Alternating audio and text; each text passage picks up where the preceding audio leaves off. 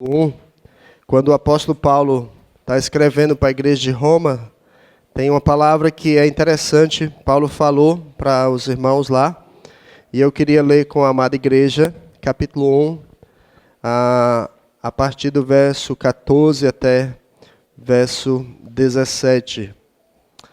Abra sua Bíblia e vamos ler comigo. Paulo diz assim, acompanha aí na sua Bíblia, pois sou devedor tanto a gregos como a bárbaros, tanto a sábios como a ignorantes. Por isso, quanto está em mim, estou pronto a anunciar o evangelho também a vós outros em Roma. Pois não me envergonho do evangelho, porque é o poder de Deus para a salvação de todo aquele que crê, primeiro do judeu e também do grego, visto que a justiça de Deus se revela no evangelho de fé em fé. Como está escrito, o justo viverá pela fé. É uma alegria imensa a gente poder estar realizando uma tarefa que somos completamente incapazes, mas Deus, através da sua graça, tem tido esse plano para nós e para nós, como família. Aqui está um pedacinho da minha família. O Davi é o nosso primogênito, a Débora e a Lídia.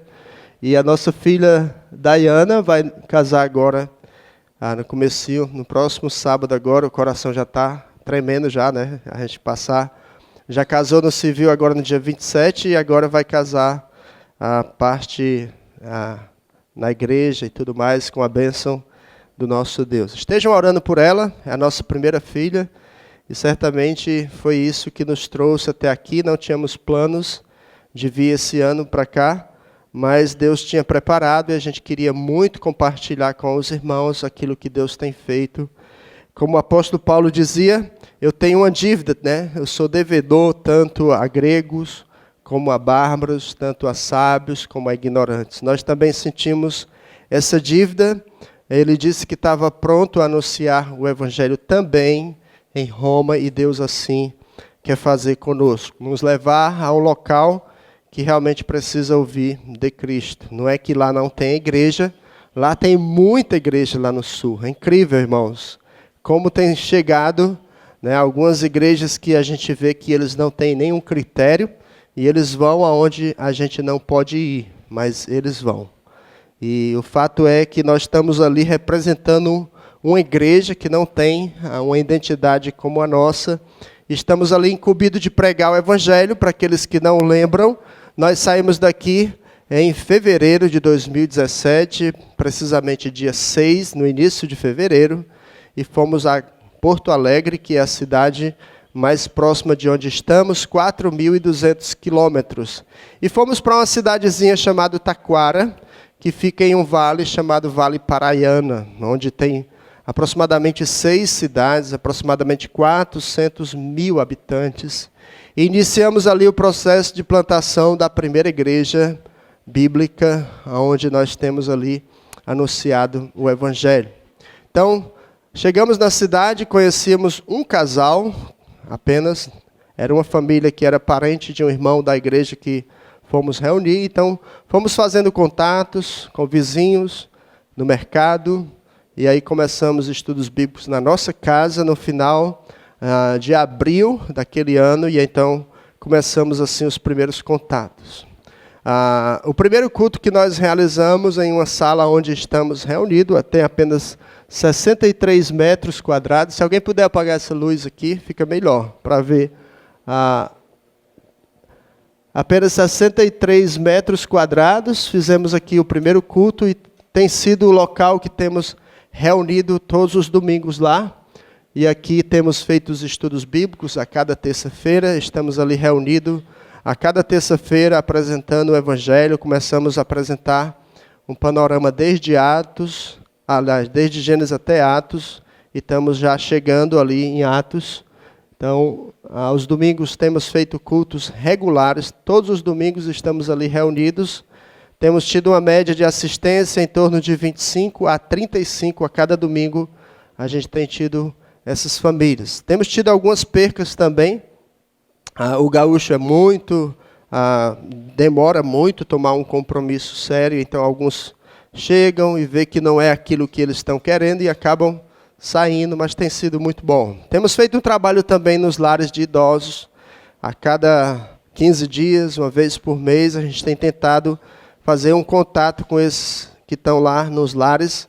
São bem carentes, bem amáveis e as portas estão abertas lá para a gente chegar. Lemos o Evangelho, cantamos com eles. Eles ficam muito contentes com aquele tempo que temos tido. Temos feito discipulados. Essa foi a última família que chegou, a família Calvete. E essa família a gente tem tido muitas oportunidades de apresentar o Evangelho para ele, e aquele novo convertido que quer levar muitos a chegar à igreja. Orem por eles, eles estão bem empolgados. Às vezes a gente vai fazer o discipulado, demora de 2 a 3 horas o tempo de aprendizado. Eles têm muitas dúvidas. Eles eram extremamente católicos, praticantes, daquele que recebe a santa dentro de casa, né? Então, tem sido uma boa oportunidade e testemunho para aqueles que estão ali do lado. Essa família chegou através do Ministério de Casais que nós temos desenvolvido e tem sido realmente uma grande bênção. Temos feito um trabalho também com crianças, essas duas garotinhas, a Laura e a Luísa, são duas amigas da Débora, e a gente tem tentado usar os nossos filhos, as portas que eles abrem para apresentar o Evangelho. E Deus tem usado, essas garotas tiveram um dia conosco, dormiram lá em casa com a nossa filha, e tivemos um tempo onde a gente passou quase 2 horas explicando algumas coisas bem comuns do nosso dia a dia, e foi muito interessante ver o interesse delas pelo Evangelho. Então, orem por elas. Também temos uma salinha onde todo domingo, enquanto a gente está reunido, terça-feira, elas têm um tempo para elas. Essa sala é bem pequenininha, vocês veem aqui que é bem limitado. A gente, como a nossa sala era muito pequena, a gente fez fechou, porque lá se tiver aberto é muito frio. Então a gente fechou para que as crianças tivessem um local.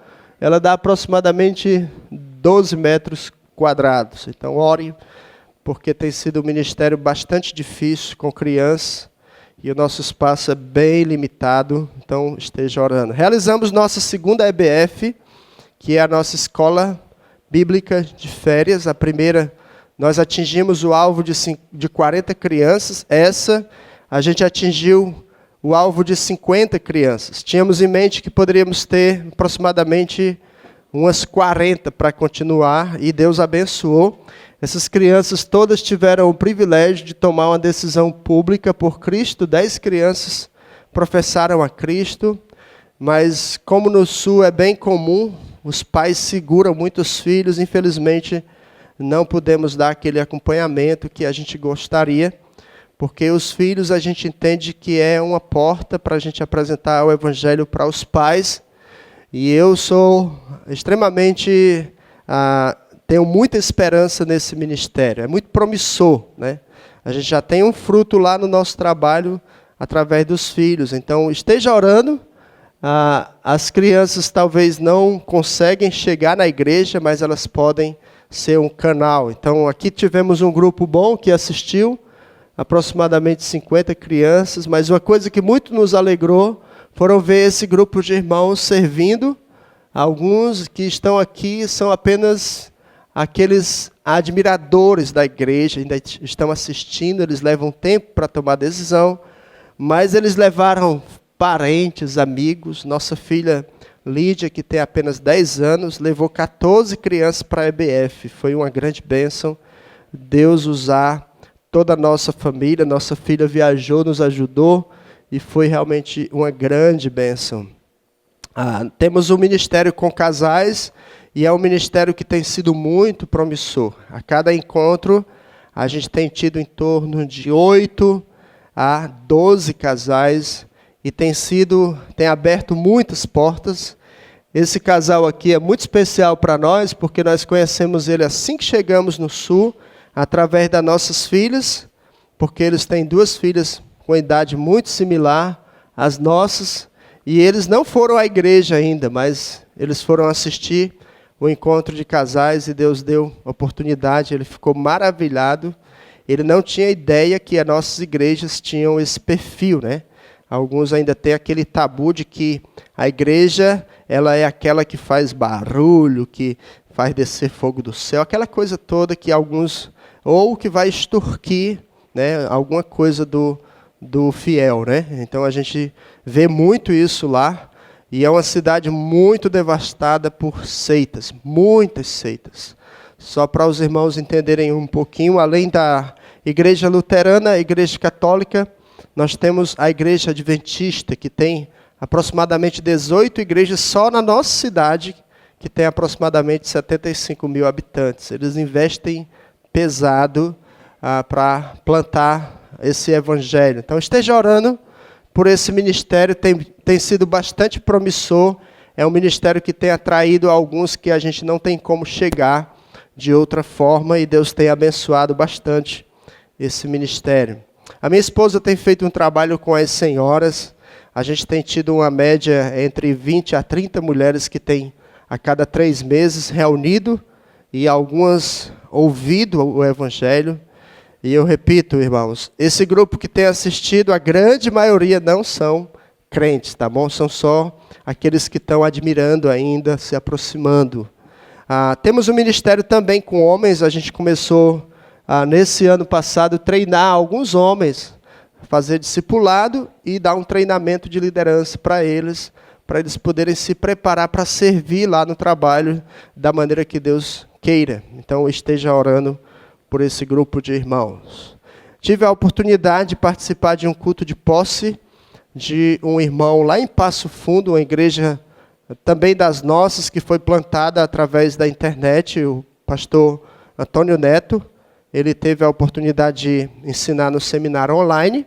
Eu acho que alguns devem lembrar do Antônio Neto, né? Eu acredito que aqueles que... esse homem, ele foi para lá, para o Rio Grande do Sul, a quase 400 quilômetros de onde estamos, e plantou essa igreja, treinou a liderança, e hoje já está o segundo pastor lá, pela graça de Deus. Então esteja orando por esse trabalho, e Deus tem abençoado. Temos lá em torno de 60, 70, e eles estão bem alinhados com a nossa teologia, né? Que a gente tem muita essa preocupação de ensinar a Bíblia, eles também têm esse cuidado. Temos ensinado também no seminário, à medida que pudemos, tanto eu quanto a minha esposa, no Seminário Bíblico do Sul, que é a aproximadamente 50 quilômetros de onde nós moramos, lá na cidade de Novo Hamburgo, onde nós temos trabalhado um pouquinho distante, mas a gente faz um esforço sempre que podemos. Uma coisa que eu queria deixar os irmãos cientes, olhando para todos esses resultados, a gente queria entender assim, não são os grandes homens que transformam o mundo, mas sim os fracos e pequenos nas mãos de um grande Deus. Hudson Taylor disse isso por quê? Porque ele se achava bem pequeno, e é o que nós, então, nos sentimos. Bastante pequenos, mas nas mãos de um Deus imenso, que tem bastante interesse em salvar pessoas. Paulo disse, porque se anuncio o evangelho, eu não tenho de que me gloriar, pois me é imposta, ou na nossa tradução que costumamos usar, é a obrigação minha, porque ai de mim se não pregar. Então, se não estamos anunciando o evangelho, dificilmente nós vamos estar cumprindo aquilo que o Senhor nos incumbiu como igreja. Então, uma coisa que eu queria louvar a Deus com os irmãos. Primeiramente, irmãos, Paulo disse que tudo deve ser feito para a glória de Deus. E a gente louva muito a Deus, principalmente pelo apoio da nossa família, pelo apoio da amada igreja que tem cooperado conosco, que tem orado, que tem investido no nosso ministério. Esteja orando. Nós temos muitos desafios, mas temos nos alegrado com aquilo que o Senhor tem feito. Mas também queremos louvar a Deus pela perseverança dos irmãos. Mesmo em um contexto bastante conturbado, Deus tem sido gracioso em nos dar aquelas pessoas que têm lá regularmente, todo domingo, assistido conosco. Também louvamos a Deus pelas várias estratégias que temos empregado. Algumas delas não tínhamos a menor ideia se ia dar certo, se não ia, mas Deus foi fiel em cada uma delas. Nós temos lá uma estratégia de entregar folhetos, né? A gente pega um folheto lá e a gente compra folhetos no quilo. Eu não sei se os irmãos aqui conhecem. É um ministério que tem pela internet, que você pede folheto no quilo. Você paga só o frete e você tem disponível. São vários empresários de fora, lá do Rio de Janeiro, que eles reúnem e investem só em imprimir, e você só paga o frete. E a gente tem lá uma mesa repleta de folhetos de vários modelos e mensagens que a gente conhece, muito boa. E a gente pede aos irmãos, ora, e pede a Deus que Deus, durante essa semana, possa lhe dar uma oportunidade para você falar da semente do Evangelho para alguém.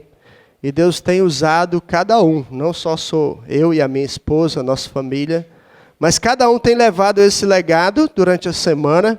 E eu procuro, sempre que eu lanço o desafio, eu procuro mostrar na prática, explicando como foi a minha experiência durante aquela semana com algum contato que Deus me deu. Isso tem dado alguns frutos. Então, temos empregado muito nesse ministério e temos crido que essa semente que estamos plantando na cidade, ela vai ter um retorno, né? Porque nós estamos plantando uma semente que é o Evangelho. Então, esteja orando.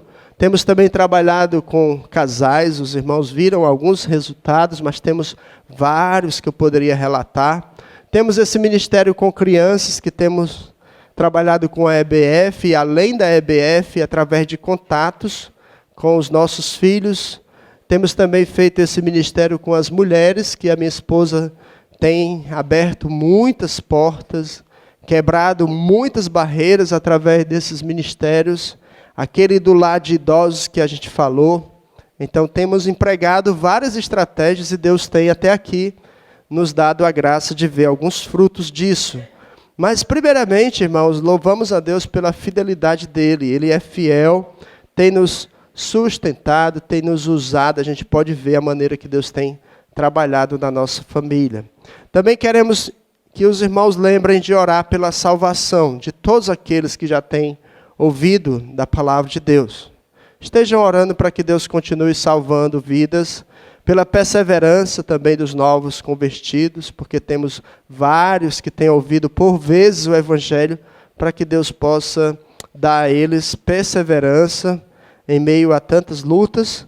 Também pelo batismo, queremos fazer um batismo agora em fevereiro, e queremos que os irmãos lembrem de orar para que Deus possa dar a eles a chance de tomar esse passo importante. Eles não são muito de assumir compromisso formal, mas estejam orando para que eles tenham esse desejo.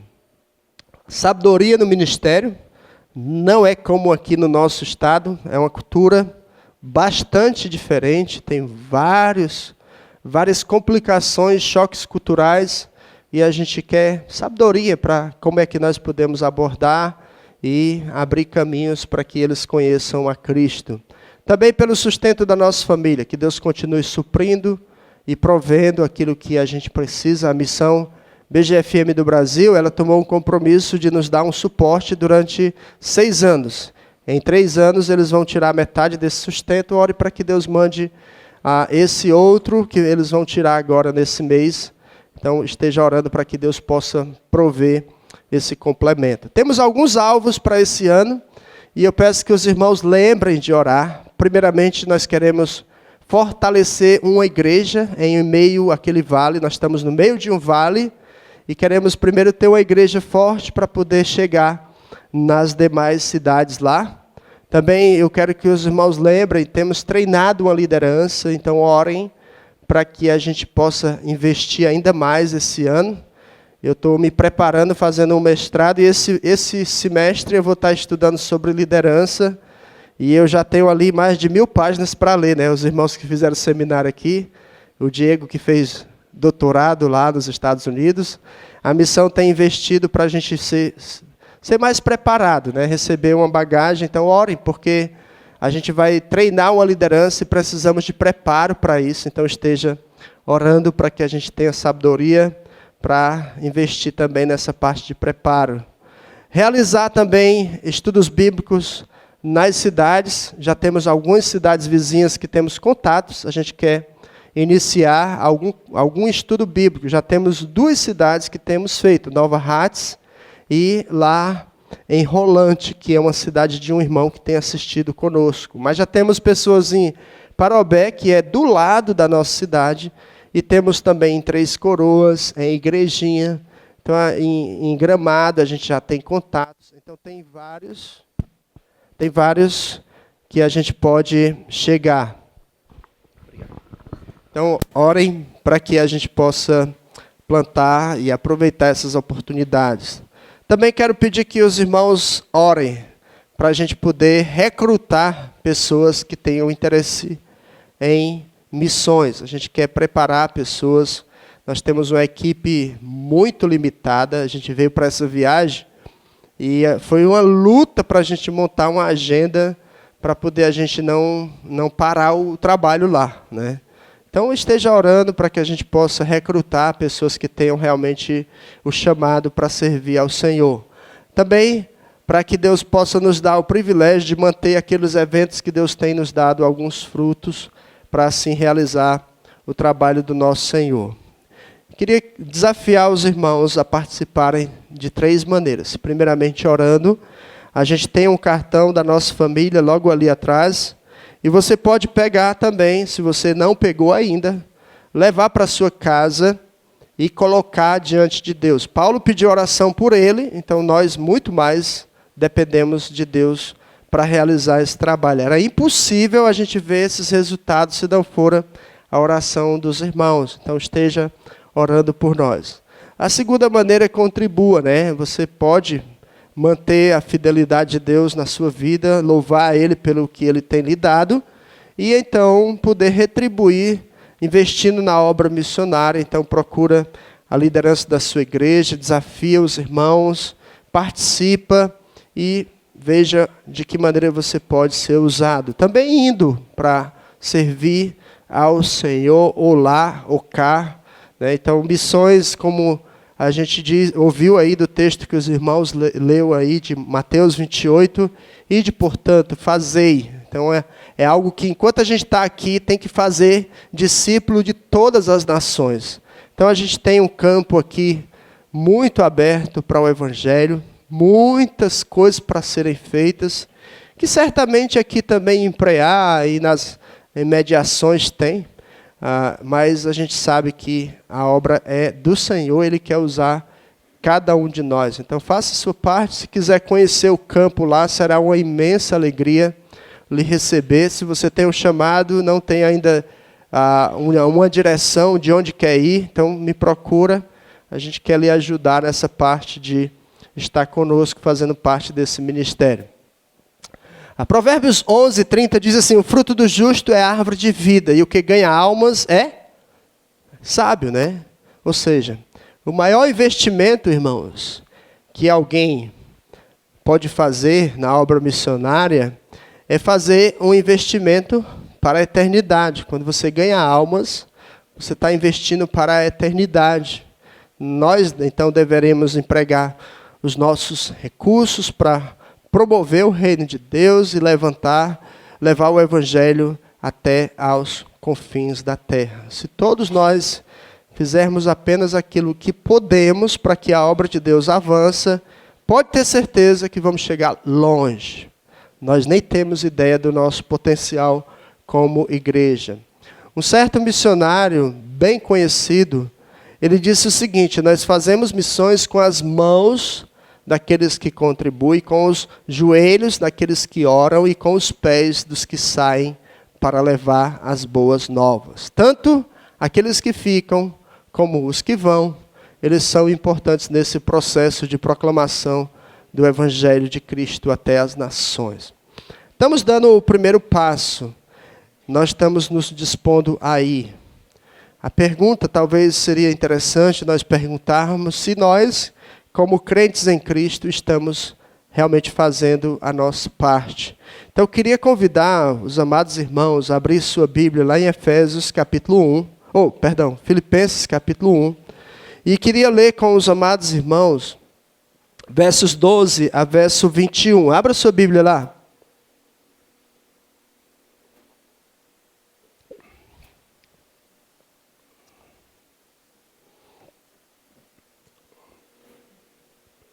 O apóstolo Paulo, ele tinha um amor imenso pela obra que o Senhor havia confiado a ele. E ele tinha um desejo de que o evangelho fosse até onde ele pudesse chegar. Ele não tinha limites.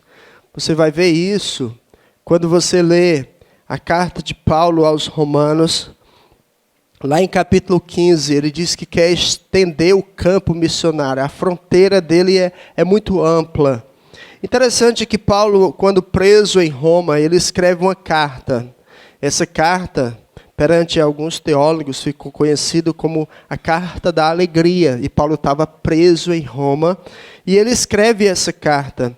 E é interessante como o apóstolo Paulo era focado no ministério, que é isso que a gente queria desafiar os amados irmãos, que mesmo em meio a todas as circunstâncias, devemos ter alguma prioridade de vida como cristão.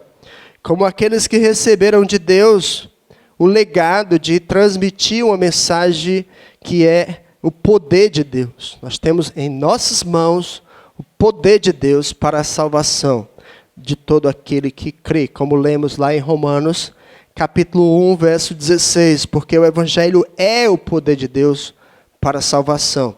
E às vezes nós nem damos conta daquilo que temos, de tanto valor. Os irmãos leram o texto de Salmos 19, se você ler o Salmo inteiro, vai falar do valor, da preciosidade da palavra de Deus.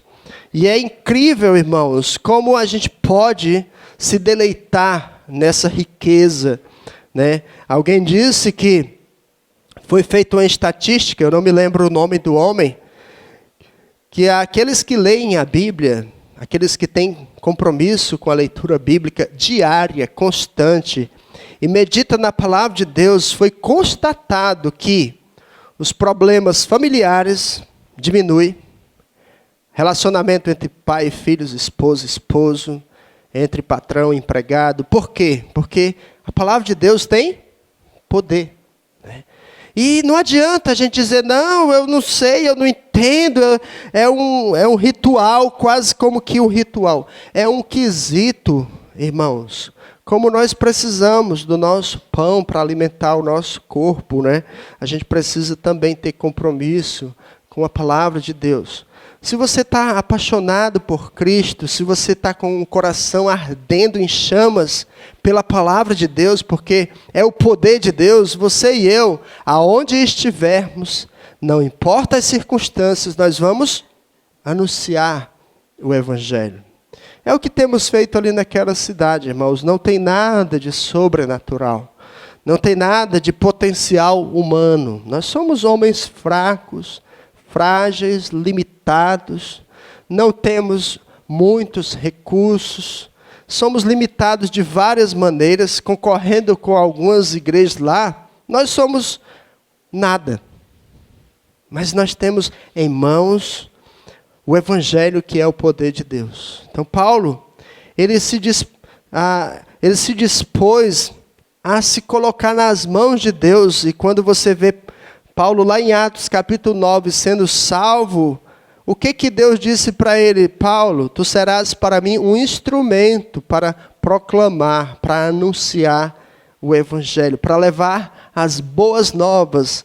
Então aqui Paulo diz em capítulo 1, verso 12, até o verso 21, ele diz assim, quero ainda, irmãos, cientificar-vos de que as coisas que me aconteceram têm antes contribuído para o progresso do evangelho, de maneira que as minhas cadeias em Cristo se tornaram conhecidas de toda a guarda pretoriana e de todos os demais.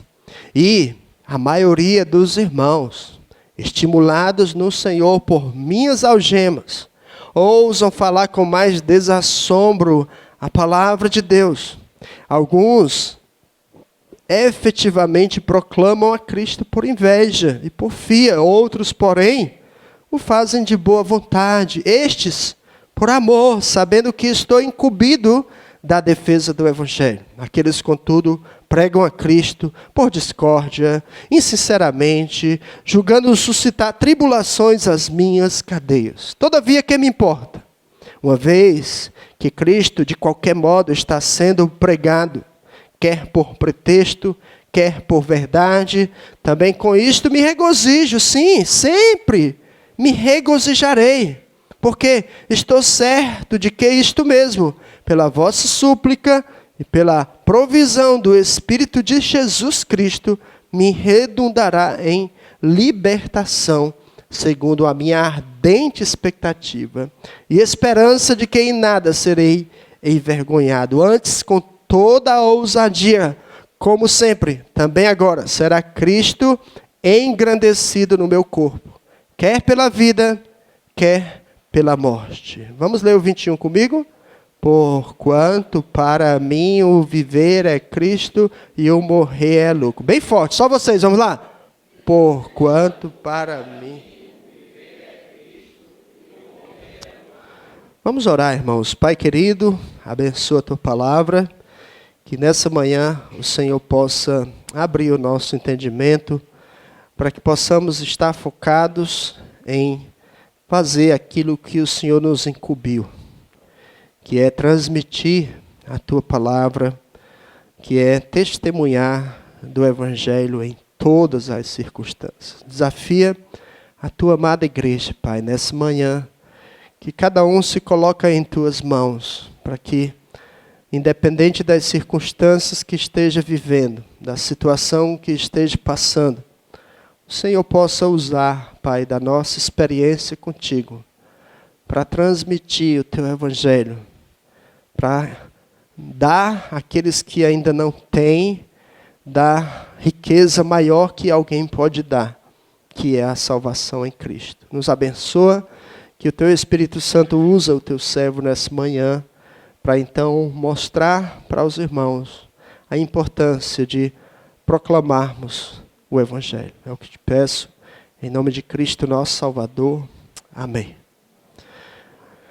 Irmãos, muitas vezes a gente entende de uma forma equivocada de que anunciar o Evangelho é apenas para um grupo seleto de pessoas que receberam um talento, um dom especial, e eles podem ali chegar em determinados lugares e fazer coisas extraordinárias. E aí a gente vê e olha para alguns, você leu a palavra de Deus, vê como Deus usou a vida do apóstolo Paulo, você diz, nossa, que incrível, eu queria ser como um homem desse, que fez uma viagem, fez outra viagem, impactou o mundo e queria chegar aonde não tinha chegado ainda, dado a expectativa, dado o foco que ele tinha de anunciar o Evangelho. A gente tem visto ao longo de alguns anos, eu tive a experiência de acompanhar alguns na caminhada ministerial, e a gente tem visto muitos começarem uma caminharem ousadamente, com bastante expectativa, e no meio do caminho alguns, infelizmente, têm se desmotivado e alguns até desistido do ministério, literalmente. Dado o quê? O que aconteceu? Na verdade, a gente vai tentar encontrar a resposta, é muito simples. Você vai ver as lutas que alguém acabou enfrentando. Porque pregar o Evangelho, irmãos, não é uma tarefa tão simples como aparentemente parece, né? Como foi que Paulo chegou aonde chegou? Ele enfrentou lutas enormes. Nós lemos assim alguns textos da palavra de Deus e a gente diz, nossa, eu não sei se eu estava pronto para passar por tudo isso. E aqui o apóstolo Paulo, em cadeias, ele diz assim, irmãos, quero ainda, irmãos, cientificar-vos de que as coisas que me aconteceram têm antes contribuído para o progresso do Evangelho. Paulo já está preso em Roma, já tem feito uma longa caminhada pregando o Evangelho, ele já tem mostrado para vários, tem alcançado muitos objetivos de alcançar o mundo para Cristo, e ele aqui chega, irmãos, tudo o que me aconteceu, e aqui ele preso, tem antes contribuído para o avanço do Evangelho. E a primeira coisa que a gente pode ver é que nesse contexto, Paulo quando diz as coisas que me aconteceram, ou seja, ele está ele está aqui lembrando a memória dele de tudo que ele já passou, né? Tudo que aconteceu com ele, as vezes que foi açoitado, foi levado preso, foi maltratado, foi humilhado, teve que fugir para não morrer, literalmente, dado a perseguição que ele tinha que enfrentar. Ele diz, isso tudo, irmãos, me aconteceu para o progresso do Evangelho. E aí a gente vai ver, e ele diz, de maneira que as minhas cadeias em Cristo se tornaram conhecidas de toda a guarda pretoriana e de todos os demais. O primeiro alvo de Paulo era assim, ele estava preso em Roma, ele alcançou aquelas autoridades que o haviam colocado ele preso, e também aqueles demais que estavam ali vendo aquele espetáculo, né, de um apóstolo, um homem que estava ali preso por causa do zelo, aquela religião, e eles ali estavam pensando que o apóstolo Paulo estava ali limitado por estar preso. Mas o evangelho, ele nunca está limitado. Paulo, na prisão, pôde alcançar a guarda pretoriana e todos os demais. E uma terceira coisa, uma terceira categoria, é que Paulo ainda diz assim no verso 14, e a maioria dos irmãos, estimulados no Senhor por minhas algemas, ousam falar com mais desassombro a palavra de Deus. Ou seja, olha os efeitos de uma coisa negativa na vida de um missionário. Aquilo que aparentemente poderia colocar o apóstolo Paulo debaixo do tapete e ele dizer assim, eu vou mudar de ofício, não vou mais assumir o apostolado. Eu vou pendurar as chuteiras, como nós falamos, né? Eu não vou fazer isso, eu sei que Deus está me colocando isso para que o progresso do Evangelho seja atingido. Essa é a minha meta. Eu quero que o Evangelho continue sendo propagado. Se eu estou naquele local, trabalhando com aquelas pessoas, dentro daquela família, dentro dessa sociedade aqui, eu quero fazer a diferença. Paulo, irmãos, nós podemos aprender com isso, que o Evangelho ele não nos dá limites. Ninguém vai poder nos algemar e dizer, olha, cala a tua boca, fica aqui, você é muito fanático, você só fala de Bíblia, você todo momento... Não, irmãos, nós temos uma abertura incrível, nosso país é livre para a gente pregar o Evangelho aonde você quiser, e alguns países estão gritando, venham para cá, e às vezes a gente fica olhando para o nosso problema, para nossas algemas, que muitas vezes nós mesmos colocamos as nossas algemas, falamos de tudo, reclamamos de tudo, e não olhamos para a imensa obra que Deus nos entregou. Não é errado você ter uma vida privada, não. Não é errado você valorizar e empregar todo o teu esforço naquilo que você faz, não. Mas você tem qual objetivo de vida? Ganhar dinheiro? Ser bem-sucedido? Você quer causar um impacto, chegar e mostrar para os outros que você é potente, tem poder? O que você quer de vida? Qual o seu projeto de vida? Estamos começando o ano agora, irmãos. Qual é a nossa expectativa? Quais foram os nossos alvos? O que nós linkamos como aquilo que é mais importante para a nossa vida? Eu quero sossego. Eu quero deitar na minha rede e tirar umas férias, É isso? Paulo não tinha essa preocupação. Paulo diz que, verso 20, que a minha ardente expectativa e esperança de que em nada serei envergonhado. Antes, com toda a ousadia, como sempre, também agora será Cristo engrandecido no meu corpo. Quer pela vida, quer pela morte. Qual era a expectativa? Qual é a sua expectativa? Será que nós temos focado naquilo que estamos ali? Aquela pessoa que é ímpia, que é descrente, que está do nosso lado, a gente tem olhado para ela com aquele olhar de compaixão que Jesus olhou para as multidões, ele passou nos vilarejos da Galileia, e ele olhou e disse, esse povo é como ovelhas que não têm pastor. E eles ficou nessa? Não, ele disse, olha, rogai ao Senhor da seara, que mande mais trabalhadores para a sua seara, porque, na verdade, a seara é grande, mas os trabalhadores são poucos. Irmãos, tem poucas pessoas empregadas nesse projeto de Deus. Não mudou o quadro. Parece-nos que cada dia fica menos ainda. Nós temos muitos se preparando para serem bem-sucedidos financeiramente, profissionalmente, que não tem nada de errado nisso. Mas desde que isso seja empregado e alinhado com aquilo que está nas Escrituras. Eu quero servir a Deus com os meus recursos, com aquilo que Deus confiou na minha mão. Você vai ler a segunda carta de Paulo aos Coríntios, você vai ver, lá em verso 12, que Paulo diz para aqueles irmãos que eles não têm limites, irmãos. Vocês não têm limites.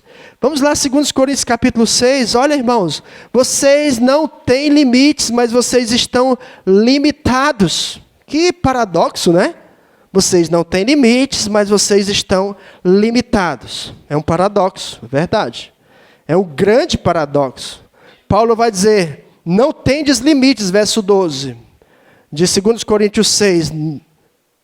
Para vós outros, verso 11, para vós outros, ó Coríntios, abrem-se os nossos lábios e alarga-se o nosso coração. Não tendes limites em nós. Se parasse por aí, beleza, excelente. A igreja de Corinto era uma igreja de um potencial enorme.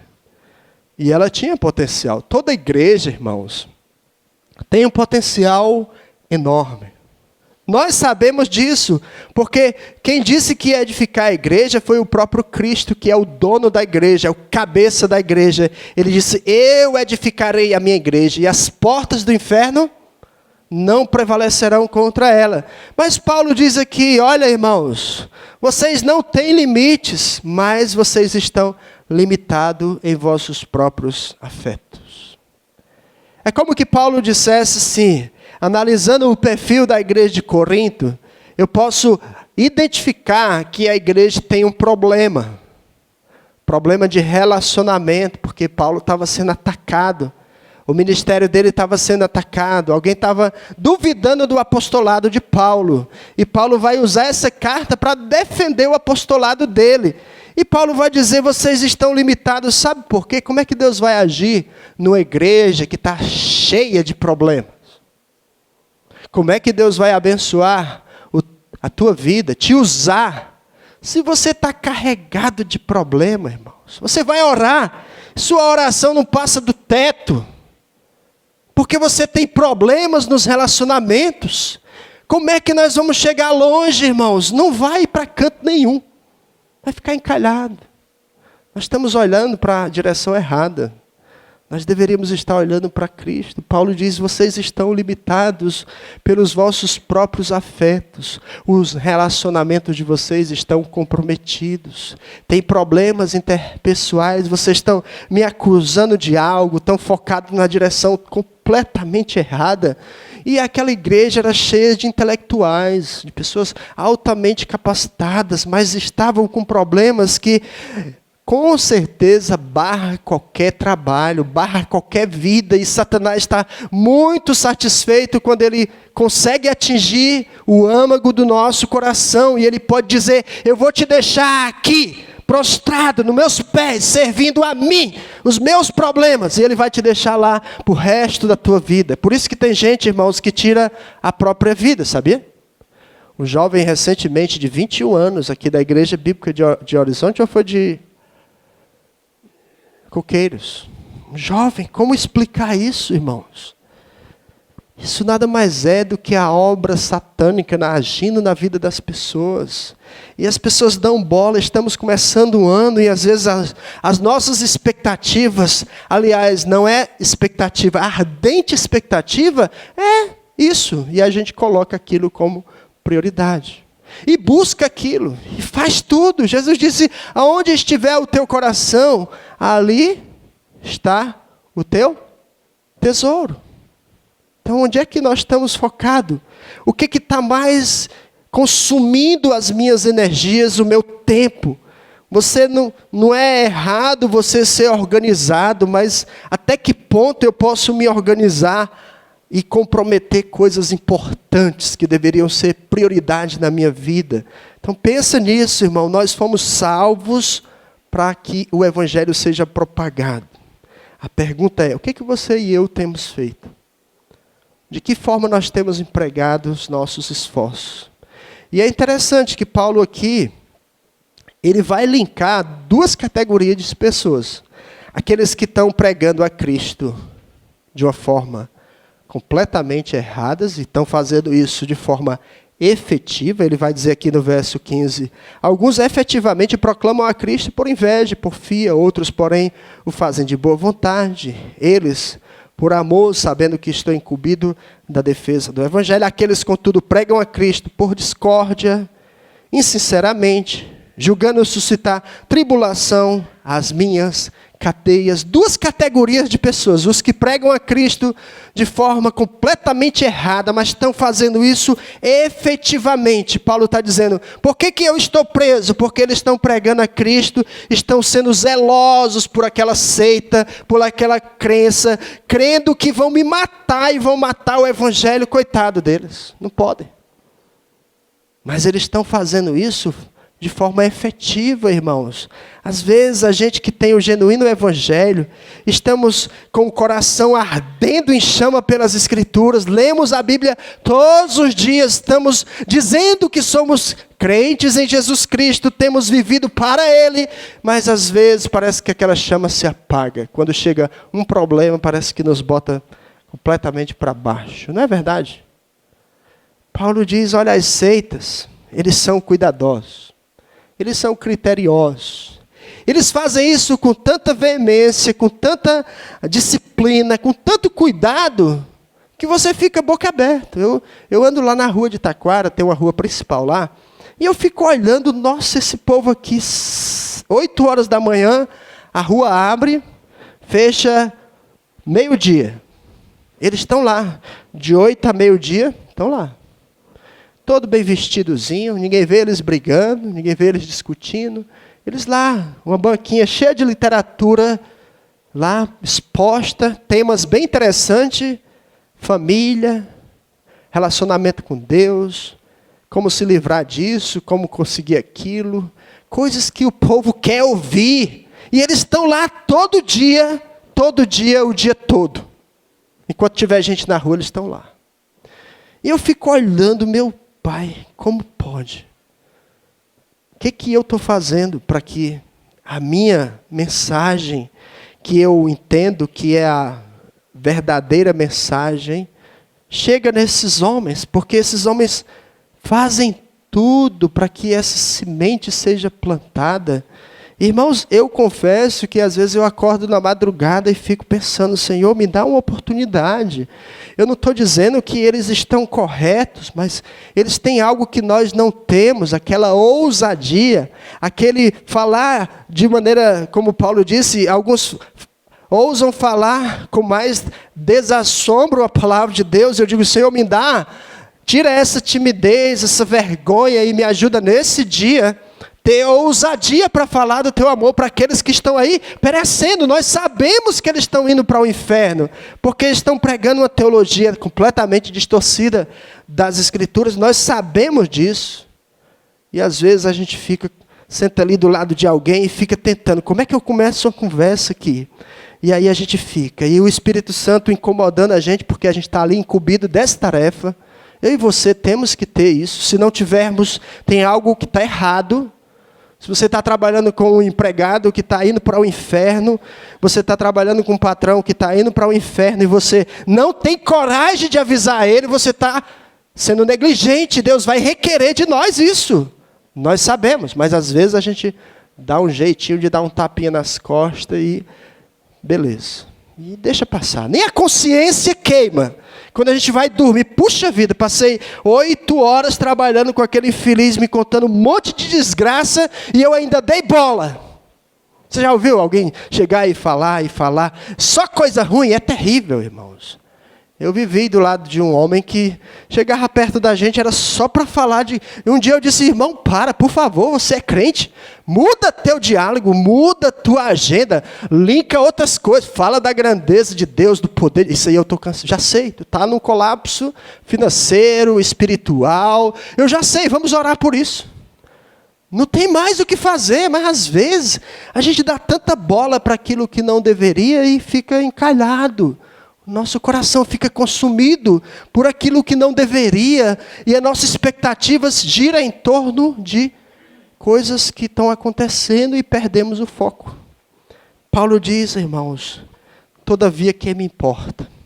Paulo diz, nos dá uma lição. Ele nos diz, olha, não te preocupa. Tem pessoas pregando? Tem.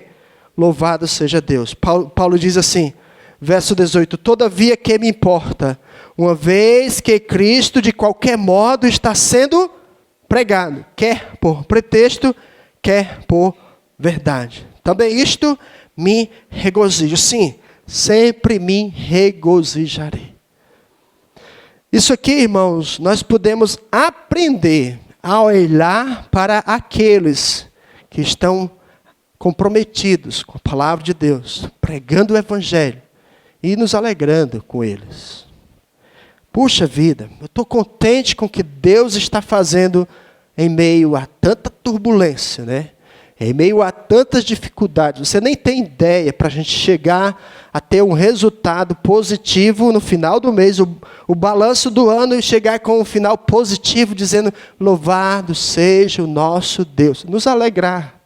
Olha, aquele irmão venceu essa área da vida dele. Olha, eu posso olhar para o meu vizinho e dizer para ele, olha, de alguma forma, durante esse ano, eu pude contribuir para que aquele homem, aquela mulher, aquela criança tivesse a chance de ouvir da palavra de Deus.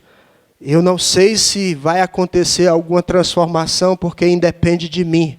Mas quantas pessoas não estão encalhadas, não estão nem preocupadas em anunciar o evangelho, ainda estão incomodadas com os que anunciam. É isso que Paulo está querendo nos mostrar, irmãos. Nós temos que nos alegrar com os grandes feitos de Deus e reprovar, né?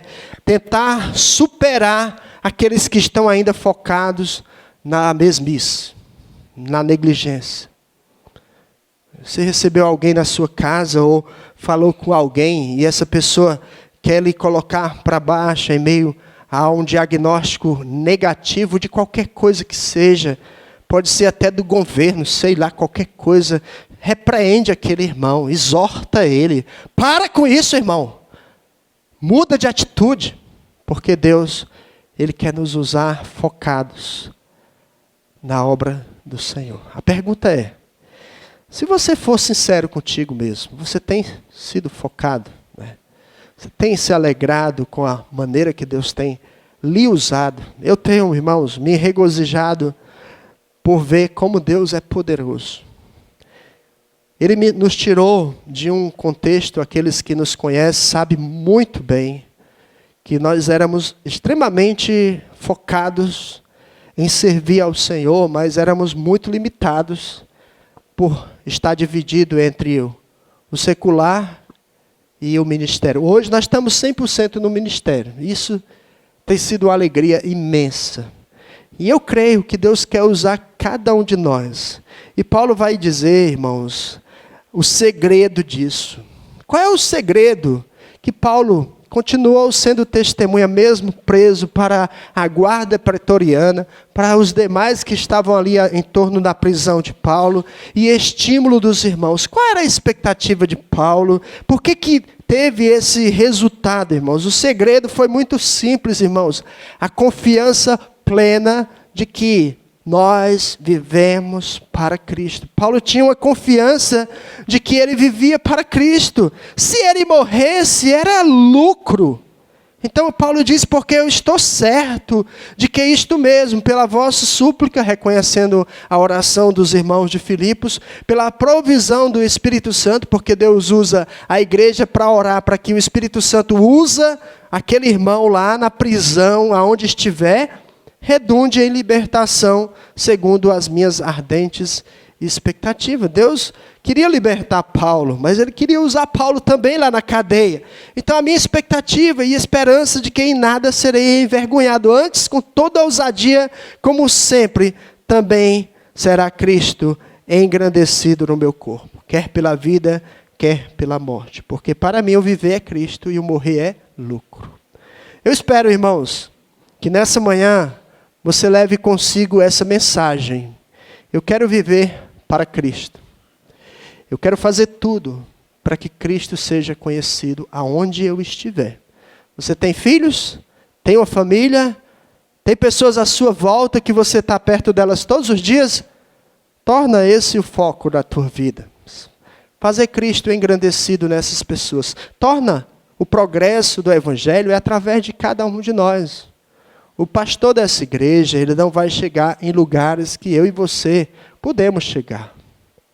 Você que é um líder da sua igreja, você não vai poder entrar em alguns territórios que não lhe é permitido, mas você que é um crente em Jesus Cristo, que entende o Evangelho, sabe o que o perdido está passando agora, e você precisa informá-lo urgente, e você até conhece algumas áreas da vida dele, porque Deus nos permite ver. A gente lê as Escrituras e a gente vê que o salário do pecado é a morte. A gente vê que a ira de Deus se revela do céu contra toda a impiedade e perversão dos homens. E a gente vai lendo as Escrituras, você volta aqui algumas páginas, em Efésios capítulo 2, você vai ler e vai dizer: Ele vos deu vida estando vós mortos em vossos delitos e pecados. Você vai olhar para um morto e vai convidar ele para ler a Bíblia, para orar, para mudar aquela atitude. E muitos deles nunca vão dizer: olha, eu vou para a igreja hoje, e vai. E eu tenho entendido isso, eu tenho que anunciar porque ele está morto. Quando diz, ele vos deu vida, quem é que pode ressuscitar um morto? Não é? Só Cristo. Então a gente tem que anunciar o Evangelho. A gente não pode ficar esperando que alguém vá lá na nossa casa, naquele local, e fala de Cristo para aquele moribundo que está lá morto nos seus delitos e pecados. Foi eu e você que fomos incumbidos dessa tarefa. Então, vamos fazer com que a mensagem chegue. Então, se lemos as Escrituras, se realmente entendemos o Evangelho, nós vamos sair daqui, irmãos, comprometidos em falar de Cristo para aqueles que ainda não ouviram. Lá no Rio Grande do Sul, a igreja de Preá me incumbiu dessa tarefa. Eu estou tentando fazer com que eles ouçam. Você aqui pode, além de chegar no Rio Grande do Sul, através de suas orações, de suas ofertas, você pode também chegar na sua casa. Tem alguém descrente lá? Cada descrente é o nosso campo missionário, né? Nosso filhinho de 1 ano, de 2 anos, o bebê que está na barriga da mamãe, já é seu campo missionário. Então você pode pregar o Evangelho para ele. Vamos orar. Querido Pai, obrigado, Senhor.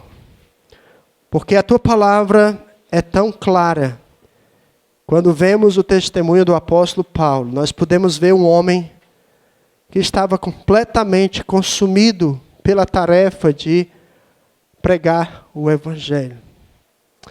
Em meio a todas as circunstâncias que o rodearam, ele tinha um propósito: pregar o Evangelho. Quer seja oportuno, quer não, ele estava centrado em pregar o Evangelho. Porque vai ter um tempo, como Paulo disse para o jovem pastor Timóteo, em que os homens não suportarão a sã doutrina. Pelo contrário, cercar-se-ão de mestres, segundo as suas próprias concupiscências, de engano, e tudo que a gente pode imaginar, que talvez estamos vivendo muito mais intensamente isso.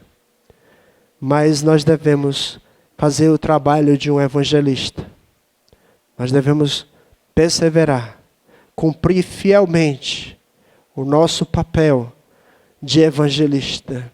Como disse Paulo, cumpre cabalmente, com fidelidade, o teu ministério. Faze o trabalho de um evangelista. Pai, nos ajuda, como igreja, propagar o teu evangelho. Se tem alguém nessa manhã que tem sido negligente para com os da sua casa, para com aqueles que estão próximos dele, Pai, ajuda a ele ser ousado. Ajuda ele a ser desafiado pelo teu Espírito Santo para propagar o teu evangelho. Se tem alguém aqui que não tem feito nada, também por aqueles que estão distantes, não tem orado, não tem contribuído com os projetos da tua igreja, Pai. Ó Pai, desperta para que possa fazer a sua parte. Dá sabedoria, Pai, à tua igreja em como desafiar-nos, ó Pai, para fazer o teu trabalho.